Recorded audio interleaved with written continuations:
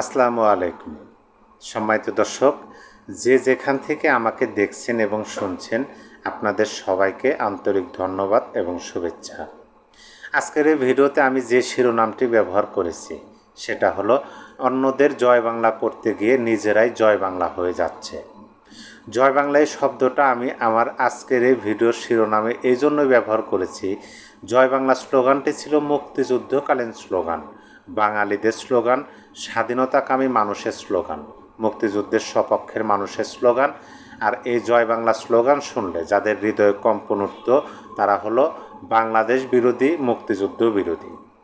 কিন্তু 2024 সালের 5ই আগস্ট পরবর্তী বাংলাদেশে এই জয় বাংলা স্লোগান আমরা স্বাধীনতা বিরোধী এবং মুক্তিযুদ্ধ বিরোধী মানুষের মুখে একাধিকবার শুনতে পেরেছি।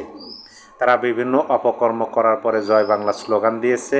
তারা বাংলাদেশের মুক্তিযুদ্ধ এবং মুক্তিযোদ্ধাদের অপমান এবং ধূলিসাৎ করার লক্ষ্যে এই জয় বাংলা স্লোগান দিয়েছে।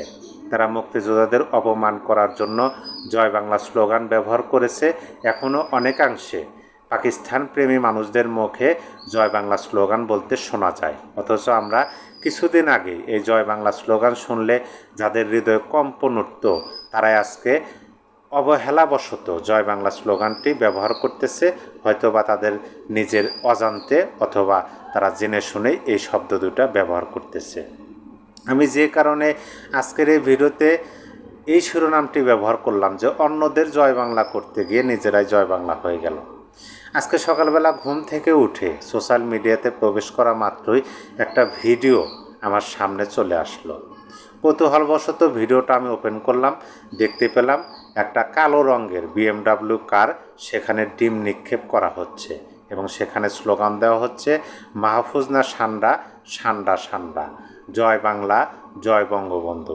নানান ধরনের এরকম স্লোগানে মুখরিত হয়ে উঠেছে আশেপাশের পরিবেশ এবং সাথে সাথে ডিম নিক্ষেপ হচ্ছে সেই কালো রঙের গাড়িতে। পরিশেষে আমি জানতে পারলাম সেই গাড়িতে নাকি মাহফুজ নামক একজন মানুষ ছিলেন। তিনি বাংলাদেশের উপদেষ্টা পরিষদের একজন উপদেষ্টা। তাকে এরকম লন্ডনের মাটিতে মবের শিকার হতে হলো একাধিকবার। এর আগেও তিনি এরকম মবের শিকার হয়েছিলেন। এই যে তারা মবকে প্রেশার গ্রুপ হিসেবে পরিচয় করিয়ে দেওয়ার জন্য ম্যাটিকুলাসলি নানান ধরনের চেষ্টা করছে বাংলাদেশে, কিন্তু বিদেশের মাটিতে এরকম তারা মবের কবলে পড়বেন সেটা হয়তো বা তাদের জানার মধ্যেই ছিল না। এই বিষয়টি দেখে গণ অধিকার পরিষদের সাধারণ সম্পাদক জনাব রাশেদ খান তিনি বলেছেন, আজকে হয়তো মাহফুজ, কালকে হয়তো আপনি কিংবা আমি। অনেকেই তার এই মন্তব্যের কমেন্ট বক্সে অনেকে মন্তব্য করেছেন যে বুঝবার জন্য আপনাকে ধন্যবাদ। মানে রাশেদ খানকে তারা বলতেছেন যে আপনি যে বুঝতে পেরেছেন যে আজকে হয়তো মাহফুজ, আগামীকাল হয়তো আপনি কিংবা আমি, এরকম মন্তব্য করার জন্য। কারণ বেআইনিভাবে উচ্ছৃঙ্খল জনতার মাধ্যমে বিচার কাজ করার জন্য বর্তমান সরকারে যেভাবে উচ্ছৃঙ্খল জনতার হাতে বিচার ছেড়ে দিয়েছেন সেটা আমরা বাংলাদেশে ব্যাপকভাবে প্রতিফলিত হতে দেখেছি। সেরকমই ধীরে ধীরে এই সরকারের উপদেষ্টারাই দেশে এবং দেশের বাইরে, বিশেষ করে 2024 সালের 5ই আগস্ট পরবর্তী বাংলাদেশে এই সরকারের প্রধান উপদেষ্টার প্রেস সচিব তিনিও অবরুদ্ধ হয়েছিলেন এই মবের কারণে। এখন বিদেশের মাটিতে এই সরকারের উপদেষ্টারা মবের শিকার হচ্ছেন। আমি যে কারণে এই শিরোনামটি ব্যবহার করলাম সেটা আপনাদেরকে একটু জানিয়ে দিই। এই সরকারের নিয়োগকর্তা অর্থাৎ এই সরকারের মালিক যারা, তারা একটা রাজনৈতিক দল গঠন করেছিলেন। সেই রাজনৈতিক দলের নাম ছিল এনসিপি। আমি ছিল এই শব্দটা এই জন্য ব্যবহার করতেছি কারণ এই রাজনৈতিক দলটা এখন ধীরে ধীরে বিলুপ্তির পথে। অনেকেই বলা বলি শুরু করছে। এই দলের সক্রিয় নেতা ছিলেন কিছুদিন আগেও, তারা যখন এই দল থেকে বের হয়ে আসলেন বা বের হয়ে আসার সময়কালে তাদের মুখে আমরা শুনতে পেয়েছি এনসিপির জানাজা করার জন্য তারা নাকি উদ্বিগ হয়ে বসে আছেন। জানাজা বলতে শেষকৃত্য। তারা হয়তোবা বুঝতে পেরেছেন যে এই দলটা আর বেশি দিন বাংলাদেশের মাটিতে তারা কাজ করতে পারবে না বা টেকসই হতে পারবে না। আমি আপনাদেরকে একটা শিরোনাম দেখাই, একটা সংবাদ, যে সংবাদের শিরোনাম হলো এনসিপি থেকে পদত্যাগের ঘোষণা সাবেক 2 সেনা কর্মকর্তা। এই বিষয়টা সম্পর্কে হয়তোবা আমরা অনেকেই অনেক কিছু ইতিমধ্যে জানতে পেরেছি, কিন্তু এই সাবেক 2 কর্মকর্তা যেভাবে এনসিপি থেকে তারা সরে গেলেন বা পদত্যাগ করলেন। পদত্যাগে তারা একটা বিজ্ঞপ্তি প্রকাশ করেছে। সেই বিজ্ঞপ্তিতে তারা বলেছে, আমি মেজর অবসরপ্রাপ্ত আব্দুল্লাহ আল মাহমুদ জাতীয় নাগরিক পার্টির এনসিপির যুগ্ম মুখ্য সংগঠক পদ থেকে অবিলম্বে পদত্যাগের ঘোষণা দিচ্ছি। একজন সাবেক কর্মকর্তা হিসেবে আমি কখনোই এমন একটা রাজনৈতিক প্ল্যাটফর্মে থাকতে পারি না যেখানে শীর্ষ নেতৃত্বের কিছু সদস্য নিয়মিতভাবে সেনাবাহিনী এবং প্রাক্তন সেনা সদস্যদের বিরুদ্ধে অবমাননাকর বক্তব্য করেন এবং শত্রুভাবাপন্ন অবস্থান নেন। আমি এ বিষয়ে একাধিকবার নেতৃত্বকে অবহিত করলেও কোনো সংশোধনীমূলক ব্যবস্থা গ্রহণ করা হয়নি, বরং আমাদের উদ্দেশ্য প্রণোদিতভাবে অপপ্রচার ও মিথ্যা মামলার সাথে জড়ানোর চেষ্টা করা হয়েছে। রাজনীতি ও নির্বাচনের বিষয়ে এই বিজ্ঞপ্তিতে আরও বলা হয়েছে, আমি আব্দুল্লাহ আল মাহমুদ এনসিপির পদ থেকে পদত্যাগের সিদ্ধান্ত নিয়েছি। আমি গাজীপুর ৩ আসনে দীর্ঘদিন ধরে কাজ করে যাচ্ছি, যেখানে বিভিন্ন প্রিন্ট ও ইলেকট্রনিক মিডিয়া সম্ভাব্য সংসদ সদস্য প্রার্থী হিসাবে আমার নাম উঠে এসেছে। আসন্ন নির্বাচনে আমার ভূমিকা নিয়ে আমি যথাসময়ে সিদ্ধান্ত নেব।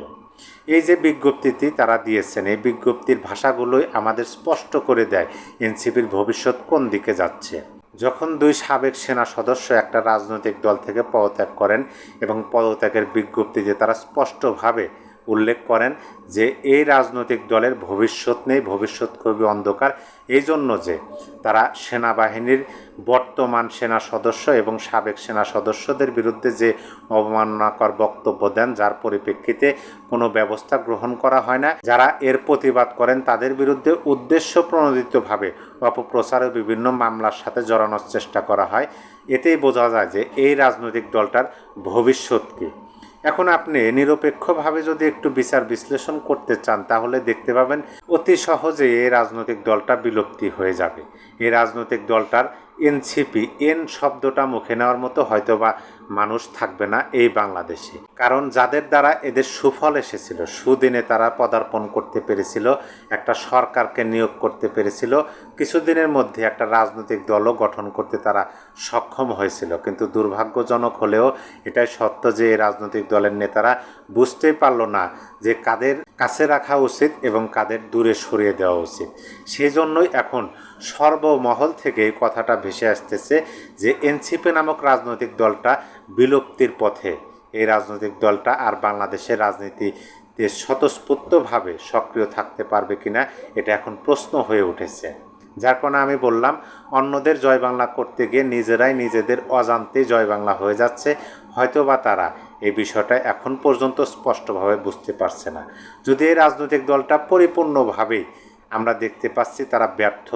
ডাকসু নির্বাচনে বোঝা নামক একটা ছাত্র প্যানেল তারা গঠন করেছিল এবং সেখানে তাদেরও ভরাডুবি হয়েছে, সেটা নিয়ে এখন কোনো মিডিয়া হচ্ছে না, কারো কোনো বক্তব্য নেই। এটা দ্বারা স্পষ্ট বোঝা যায় এনসিপি নামক রাজনৈতিক দলটা তো ছাত্রদের রাজনৈতিক দল হওয়ার কথা ছিল, কিন্তু যখন সাধারণ শিক্ষার্থীদের সাথে এরা প্রতারণামূলক কাজ করলো, সাধারণ শিক্ষার্থীদের বিশ্বাস এবং আকাঙ্ক্ষাকে তারা বিক্রি করতে শুরু করলো, তখন থেকেই এই রাজনৈতিক দলটার পতন শুরু হলে বলেই অনেকে মনে করতেছেন। অনেকে এখন স্পষ্টভাবে বলতে শুরু করেছেন এই রাজনৈতিক দলটা যে সমস্ত আশা, যে সমস্ত ভরসা দিয়েছিল তা থেকে এই রাজনৈতিক দলটা পরিপূর্ণভাবে বিচ্ছিন্ন হয়ে গেছে। যার কারণে এই রাজনৈতিক দলের পৃষ্ঠপোষকতায় যারা ছিলেন তারা দেশে এবং দেশের মাটিতে পচা ডিম নিক্ষেপের মতো ঘটনা ঘটতেছে তাদের উপরে, এবং তারা বিভিন্নভাবে অপমান এবং অপদস্থ হচ্ছে। আশা করি ভবিষ্যতে তারা আরও হবেন, কারণ যারা নিজেদের কৃতিত্ব নিজেরাই তুলে ধরার জন্য চেষ্টা করে নানান ধরনের অপকর্মের মাধ্যমে, মব সৃষ্টি করে, আইন বিরোধী কাজ করে, সংবিধান ছুঁড়ে ফেলার কথা বলে, বাংলাদেশের মুক্তিযুদ্ধকে তারা ছোট করে দেখার চেষ্টা করে, এটাই তাদের মূল এবং বড় ধরনের অপরাধ বা বড় ধরনের ভুল সিদ্ধান্ত বলেই নেটিজেনরা মনে করতেছেন।